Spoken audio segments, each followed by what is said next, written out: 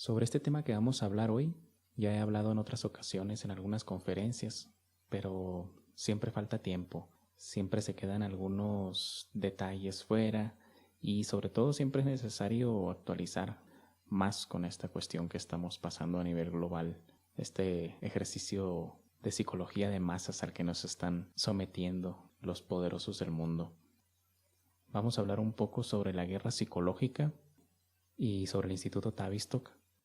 Bueno, las personas que habrán asistido a mis conferencias habrán notado que una constante en mis presentaciones es que me gusta llevar siempre una línea de tiempo, y esto lo hago para retratar el contexto y el desarrollo de los acontecimientos.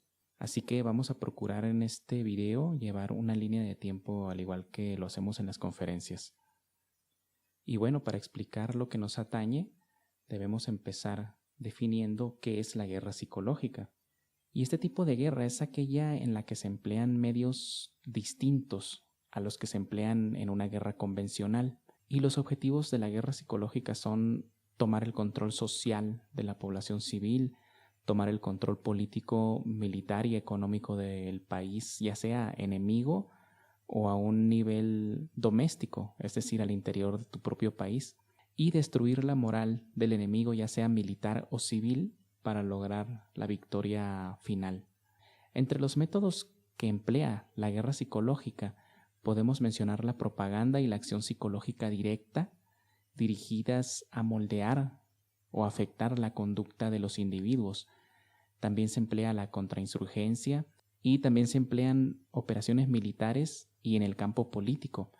En el caso de las operaciones militares se desenvuelve en forma de combates directos contra otra fuerza militar, y en el método político va dirigido contra la población civil. Sin embargo, en la práctica ambos métodos regularmente se emplean contra las fuerzas militares y contra la población civil. Y los medios por los cuales se emplea la guerra psicológica, por los cuales lleva a cabo sus operaciones, pues son varios, ¿no?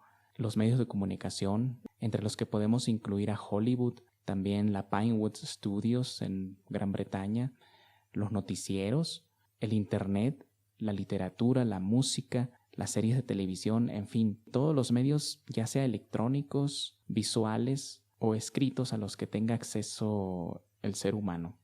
Y el objetivo supremo de la guerra psicológica podríamos decir que es la destrucción moral del enemigo. Pero el campo de la guerra psicológica no es nuevo.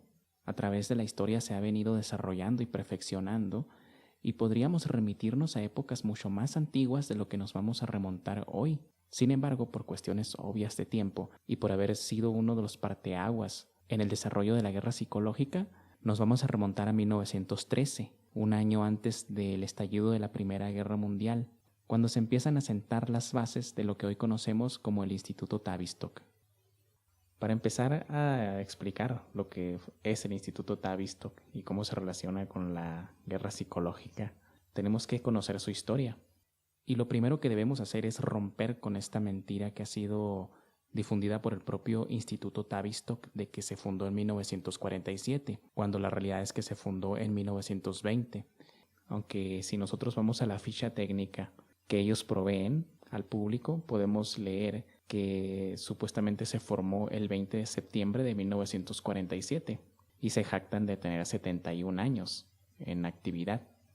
Sin embargo, hay muchas contradicciones en esta ficha técnica que ellos proveen. Una de ellas es cuando mencionan a los fundadores. Entre todas las personas que mencionan están Elliot Jakes, Henry Dix, Leonard Brown, Ronald Hargreaves y una persona que es clave, que es John Rollin Rees. También mencionan a Mary Luff, Wilfred Bion y Tommy Wilson. Pero en el personaje que nos queremos centrar es en John Rollin Rees. Daniel Stulin, uno de los mejores escritores e investigadores de este tema, lo califica como el maestro de la guerra psicológica. Ya vamos a ver más adelante por qué. ¿Por qué nos tenemos que centrar en este personaje? La realidad es que John Rollin Rees fundó el Instituto Tavistock en 1920, pero bajo el nombre de Clínica Tavistock Square para trastornos nerviosos funcionales, como ustedes lo pueden ver en la placa en pantalla. Y casualidad o no, véanlo como ustedes quieran verlo, pero a mí se me hace muy sospechoso que casualmente cuando se está llevando a cabo la más grande operación de psicología de masas a nivel mundial, que es tenernos encerrados a toda la humanidad en nuestras casas, precisamente el Instituto Tavistock está cumpliendo 100 años en este 2020. Pero como alguna vez mencionó Daniel Stulin, en este mundo no existen las casualidades, solamente existen las operaciones bien hechas y las operaciones mal hechas. ¿Cómo podemos comprobar que el Instituto Tavistock en efecto está cumpliendo 100 años? Porque hay muchas personas que se dejan llevar por la información que provee en su página web el instituto. Pero si nos remitimos al libro del propio fundador, John Rollin Rees, podemos leer que en Gran Bretaña el hospital Lady Chichester, ubicado en Hove, era el único hospital especializado en neurosis antes de la guerra, y agrega que en 1920 la clínica Tavistock fue fundada para especializarse en psicoterapias. Él mismo lo dice en su libro The Shaping of Psychiatry by War, la conformación de la psiquiatría a través de la guerra, y lo publicó en 1923 este libro. Posteriormente apareció en 1945 reeditado ya con la experiencia de la Segunda Guerra Mundial. Los inicios del Instituto Tavistock se remontan a 1913, previo al estallido de la Primera Guerra Mundial, o más bien de la fase armada de la Primera Guerra Mundial. Fue en Wellington House donde inició todo este gran proyecto que hoy conocemos. Ahí se fundó, por necesidades de la guerra que ya se venía encima en Inglaterra, el Buró de Propaganda de Guerra. Y en ese proyecto se reunieron varios expertos para iniciar los esfuerzos de crear la opinión pública a través de la propaganda, vale decir la manipulación de las emociones de la gente. Al Buró de Propaganda de Guerra también se le conoce como Wellington House. Es un nombre muy común que también se emplea y estaba bajo las órdenes del entonces primer ministro David Lloyd George, un personaje muy interesante del cual alguna vez hablaremos porque tiene mucho que ver con la creación de lo que hoy estamos viendo asentarse en el mundo, que es el nuevo orden mundial, pero ya tocaremos este tema. Y él puso a cargo a Charles Masterman, también otro personaje muy interesante en el que podríamos ahondar mucho. Otro personaje muy importante ligado a Wellington House fue el famoso escritor de novelas de ciencia ficción y político de alta línea, H.G. Wells, a quien muchos ubican por su famoso libro La Guerra de los Mundos, de la cual se han hecho infinidad de adaptaciones. Una de ellas, quizás la más famosa, fue hecha por Orson Welles en 1939 en una transmisión de radio en los Estados Unidos que dejó a los estadounidenses tan traumatizados con la posibilidad de que los invadieran los extraterrestres que hubo un pandemonium en todo el país. De hecho, hubo gente que hasta se suicidó. Pero volviendo al tema de H.G. Wells, él es uno de los más importantes ideólogos de lo que hoy conocemos como Nuevo Orden Mundial. Ya tocaremos en otra ocasión el tema de otras obras muy importantes en este ámbito de la política que escribió H.G. Wells, como por ejemplo uno que publicó en 1932 bajo el título de Open Conspiracy, la conspiración abierta, y en el cual hablaba abiertamente de la creación de un nuevo orden mundial con un gobierno centralizado a nivel global y de la necesidad de reeducar a toda la humanidad. Esto viene mucho a colación con lo que acaba de publicar el Papa Francisco con esta supuesta necesidad de reeducar a toda la juventud del mundo para hacerlos más responsables. También publicó 2 obras ya durante la Segunda Guerra Mundial, una de las cuales lleva el nombre de World Brain, el cerebro del mundo, y una de las obras que yo considero de las más importantes es precisamente una que lleva el nombre de El Nuevo Orden Mundial, escrita en 1940. Y en esa obra H.G. Wells nos explica realmente, técnicamente y políticamente cómo se iba a instaurar el nuevo orden mundial. Esta obra podría complementarse con la que hemos tocado en el video anterior, que lleva el nombre de Union Now, que se publicó un año antes, en 1939, en Estados Unidos por el periodista Clarence Street. Estos eran solamente algunos de los personajes que se reunieron en Wellington House ya en la época de 1913. El primer éxito que se anota el Buró de Propaganda de Guerra de la Gran Bretaña fue en 1915, cuando publica el llamado Informe Bryce.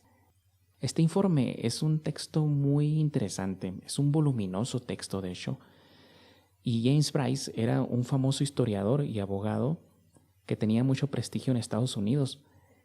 Se imprimieron casi 30,000 copias por parte de Charles Masterman y fueron enviadas para Estados Unidos. Llevaba el nombre de James Bryce porque en Estados Unidos James Bryce tenía mucha fama y era muy respetado.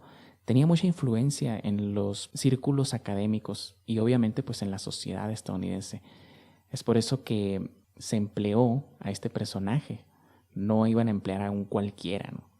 La idea era que fuera un personaje que impactara y que creara una sensación de confiabilidad en el público norteamericano. Y se contaban en este informe cosas, por ejemplo, de que cuando los prusianos iban marchando sobre Bélgica, iban matando niños con sus bayonetas, ¿no? No sé cómo le harían, a lo mejor las ponían en fila a los niños, ¿no? Para irlos matando. O antes de entrar a Bélgica anunciaron que queremos a los niños en fila para irlos matando, pero bueno. Otras de las cuestiones que contaban en este informe era que los prusianos, los soldados alemanes, iban arrancando los brazos de los niños belgas y de hecho se ofreció una recompensa de $1,000 para la persona que llevara un niño con los brazos cortados por algún alemán. Obviamente pues nunca apareció, ¿no? También que se comían a los niños, los soldados, y que los lanzaban al aire y los atrapaban con sus bayonetas, y los clásicos alegatos sobre abuso sexual, ¿no?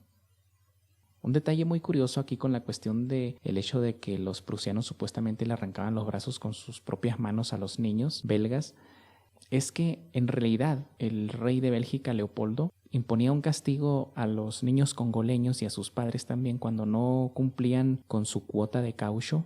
Les cortaba en castigo una mano o las dos. Entonces en realidad los belgas ahí lavaron sus pecados, ¿no? Es por eso que la Primera y la Segunda Guerra Mundial no solamente fueron unas desgracias tremendas en el mundo, sino que le permitieron a los vencedores de la guerra lavar todos sus pecados. Los que estén familiarizados con el revisionismo histórico entenderán de lo que estoy hablando. Así fueron los inicios del Instituto Tavistock en Wellington House. Pero Tavistock tenía un conocimiento acumulado que ya venía de mucho antes. Una de las obras más importantes pues fue sin duda La psicología de las masas, de Gustave Le Bon. Pero también en 1916 se publicó un libro que se llamaba Los instintos del rebaño en la guerra y la paz. Este fue publicado por un neurocirujano de nombre Wilfred Trotter. Y bueno, es una obra muy interesante. Podemos encontrar citas que nos muestran realmente el nivel de conocimiento que estas personas poseen del comportamiento de las masas. Yo he rescatado algunas citas, como por ejemplo esta, en donde dice: esta guerra, refiriéndose a la Primera Guerra Mundial, se está convirtiendo cada día más y más en una competencia de fuerzas morales. Por lo tanto, comprender la naturaleza y la fuerza de la moral nacional es tan importante como el conocimiento militar y la fabricación de armamento. Otra de las citas dice: una moral sana permite mantener la valentía y resolución frente a los altibajos de la guerra. Cuando las fuerzas morales de una nación están gravemente enfermas, puede garantizarse que dicha nación será conquistada. Y aquí está una de las claves que tenemos que observar cuando hablamos del Instituto Tavistock, porque uno de sus objetivos principales era comprender de dónde emanaba la fuerza moral de una nación y destruirla. Luego, un año después de la publicación del libro de Wilfred Trotter, empieza a circular una noticia que les va a llamar mucho la atención, ¿no? Porque se recicló después en la Segunda Guerra Mundial.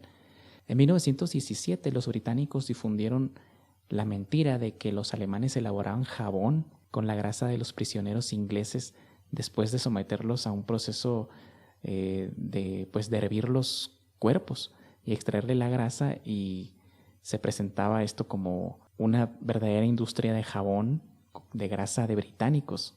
Después se recicló esta historia y en películas, en libros, en revistas, en caricaturas, en todo lo hemos visto que se le ha adjudicado a los alemanes nacionalsocialistas, pero con grasa de una raza, religión, pueblo que está prohibido mencionar en YouTube. Si bien es cierto que cuando inicia operaciones la clínica Tavistock Square para trastornos nerviosos funcionales, estaba dirigida con un supuesto objetivo noble, que era el de determinar en qué momento un soldado se rompía psicológicamente en la guerra, producto de los bombardeos masivos, ya que estas personas, cuando regresaron a Inglaterra después de la Primera Guerra Mundial, representaban un problema muy grande para el país, porque no había dónde colocarlos, no había manera de atenderlos, no se comprendía este trastorno que sufrían producto de la guerra. Como ustedes pueden ver en las fotografías, es el conocido shell shock o estrés postraumático, que se presenta después de un shock psicológico que rompe totalmente la psique de la persona que lo sufre, ¿no? Pero luego los objetivos de la clínica Tavistock evolucionan y pasa de tratar de entender en qué momento un soldado se rompía psicológicamente a comprender el momento exacto en el que un pueblo completamente se rompía psicológicamente. Es aquí donde ya entra los primeros pasos de lo que conocemos hoy como la guerra psicológica. Y yo siempre lo he dicho que es un objetivo oculto del Instituto Tavistock. John Rollin Rees, el fundador de la clínica Tavistock, menciona en su libro La conformación de la psiquiatría a través de la guerra también cosas muy interesantes como Wilfred Trotter. Y una de las citas que he rescatado aquí es la siguiente. La guerra, decía John Rollin Rees, es un asunto de moral y todas las armas tienen o deberían tener un efecto destructor de la moral. El bombardeo en picada, el tanque, el mortero y de hecho la mayoría de las armas afectan más la moral de lo que quitan la vida. Esto lo decía en su edición de 1945 John Rollin Rees. Hay una revista que desapareció hace ya bastante tiempo, se llamaba The Campaigner, donde se encuentra uno de los estudios más completos sobre John Rollin Rees y el Instituto Tavistock. Fue elaborado por Michael Minicino y cuenta que durante la Segunda Guerra Mundial Tavistock se convirtió en el cuartel general de guerra psicológica británica. Y aquí en la placa estamos viendo dos fotos de las portadas que se publicaron. Y es bien interesante leer el pensamiento que tenía John Rollin Rees sobre la guerra y que lo dejó plasmado en su libro, porque se pueden rescatar varios puntos. Uno de ellos era que en las guerras se buscaba más destruir la moral del enemigo que propiamente matar. También decía que la guerra empieza en la mente de las personas y que el armamento debe estar diseñado para destruir la moral del enemigo. Toda esta filosofía de la guerra y la destrucción de la moral se tradujo en el Plan Lindman. El Plan Lindman fue prácticamente un genocidio planificado. Frederick Lindman era el asesor científico de Winston Churchill durante la Segunda Guerra Mundial y diseñó lo que conocemos como los bombardeos de Dresde y de Colonia, que eran ciudades que no tenían objetivos militares.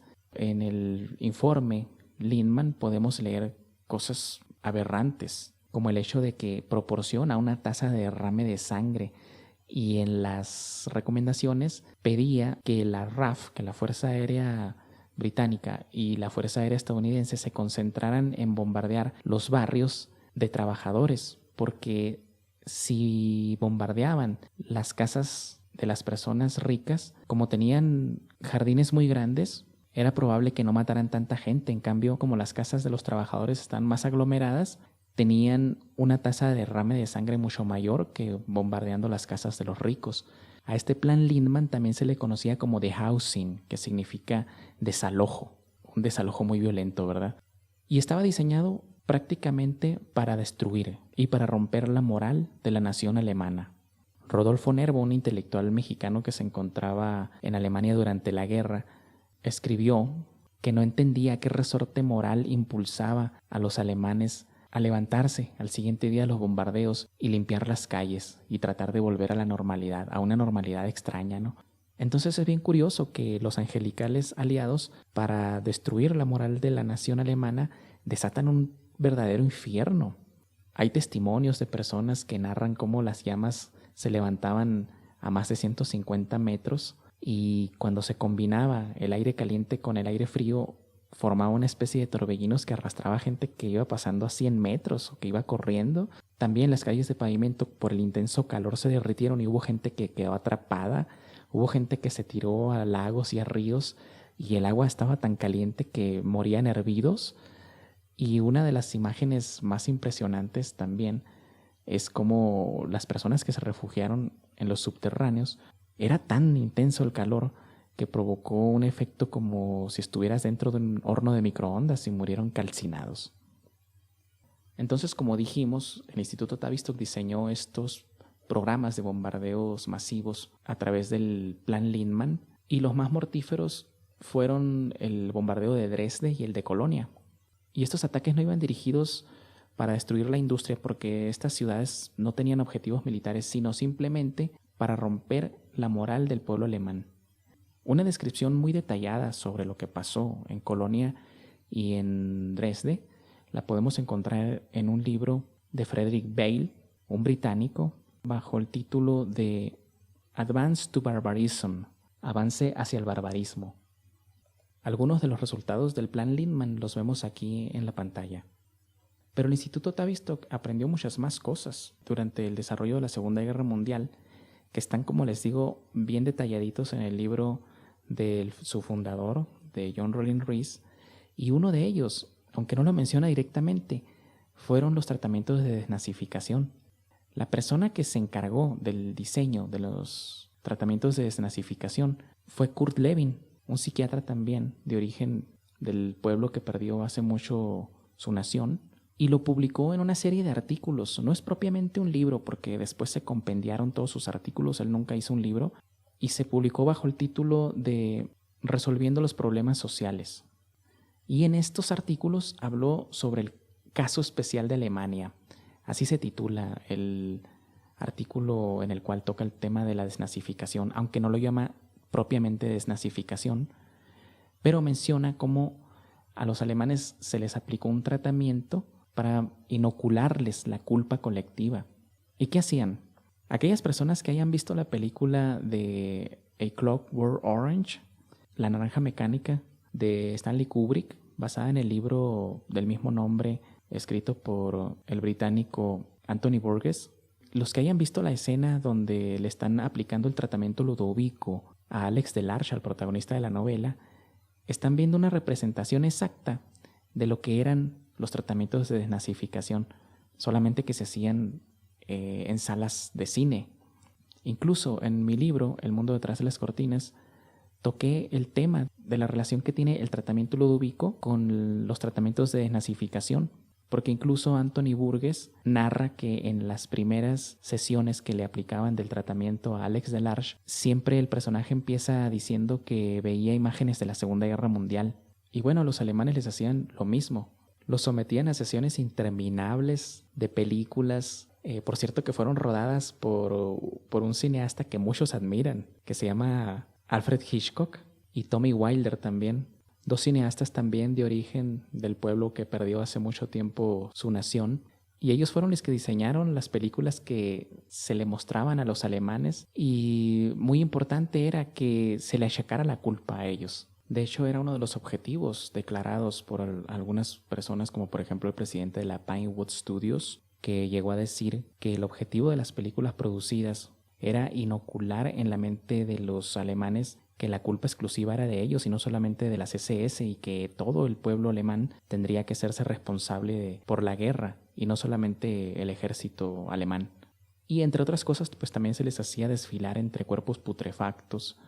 Pero bueno, otro aspecto de la desnazificación también consistía en la persecución, en la cacería de brujas. Y aquí estamos viendo en la pantalla cómo había en todas las ciudades de Alemania y de Austria estos letreros en donde se ponían las imágenes de las personas que eran buscadas por los aliados para su posterior ejecución. El recorte que vemos a la izquierda corresponde a uno de los carteles que se ponía en toda la ciudad. Se colgaban estos que poblaban toda Alemania en los muros caídos, en los ministerios, en todas partes estaban puestos estos letreros donde estaban imágenes, obviamente pues resultado de la guerra, cuerpos famélicos, personas muertas. Y esto que ustedes ven en alemán significa: estas atrocidades son tu culpa. También a la derecha podemos ver estos letreros que les mencionaba, en donde se colocaban las fotos de los asesinos fascistas.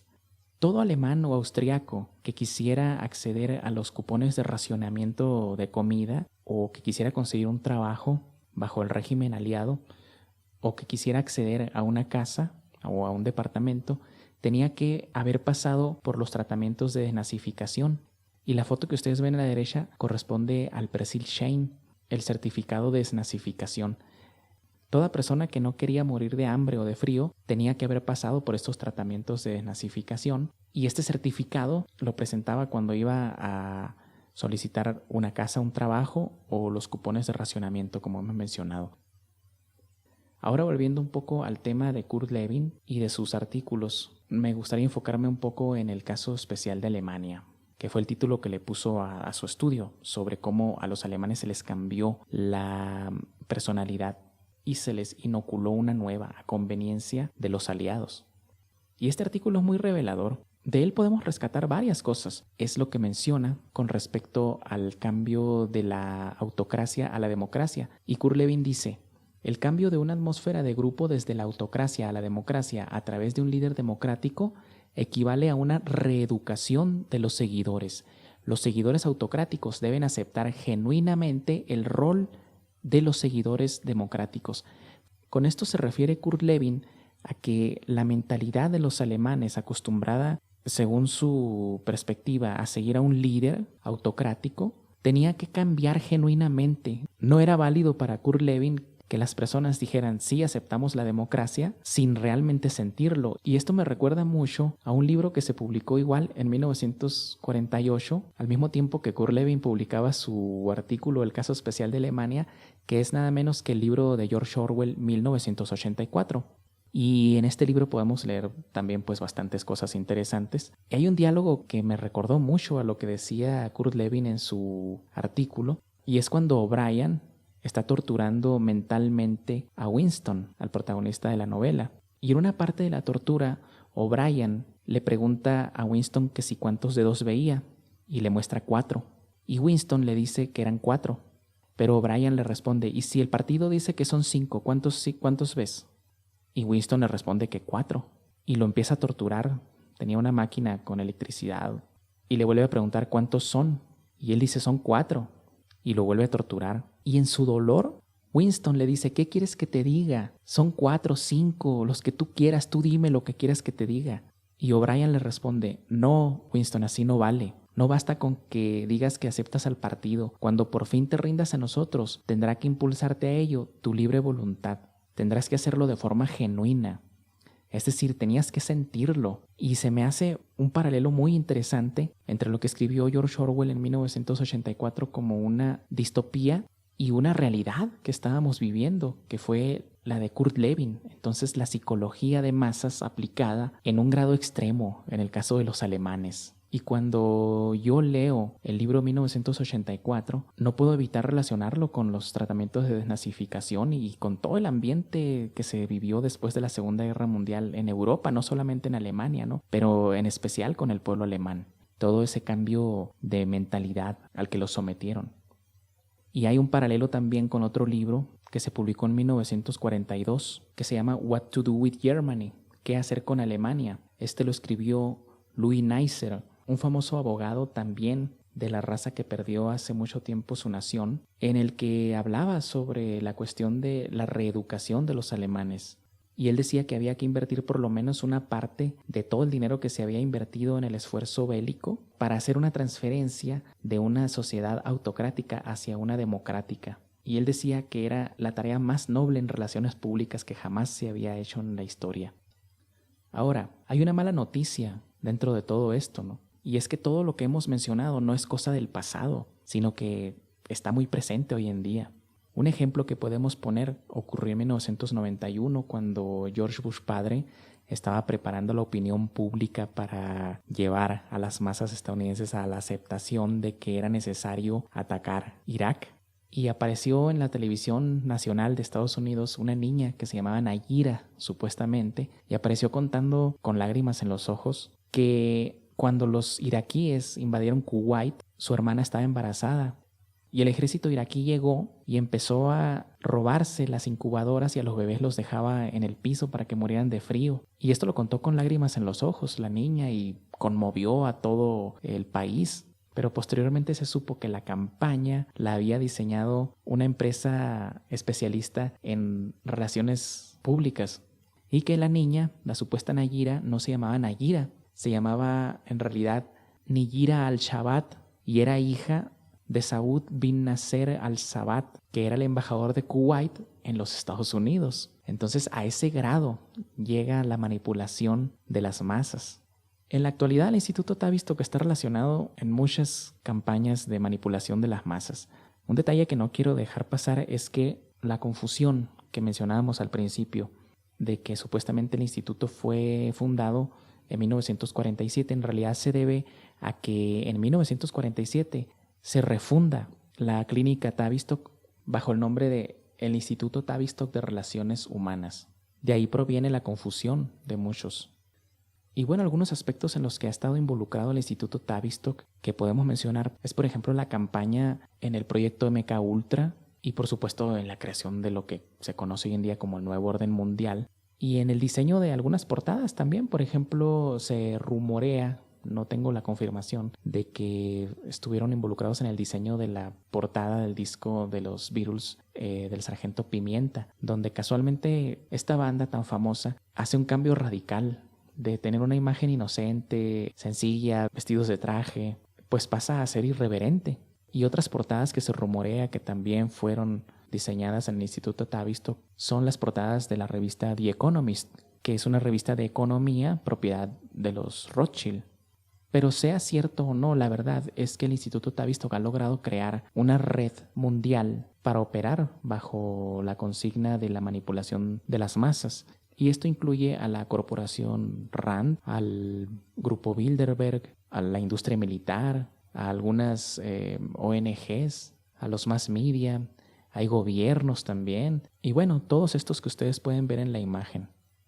Ahora voy a dejar un tema abierto que vamos a tocar en la próxima publicación, que es el tema de cómo se va a establecer el gobierno mundial, o cómo lo vamos a pedir de rodillas. Este tema está muy actual, sobre todo con la pandemia que estamos sufriendo, entre comillas, y cómo estamos siendo víctimas de una manipulación mental que estoy más que seguro que implica al Instituto Tavistock.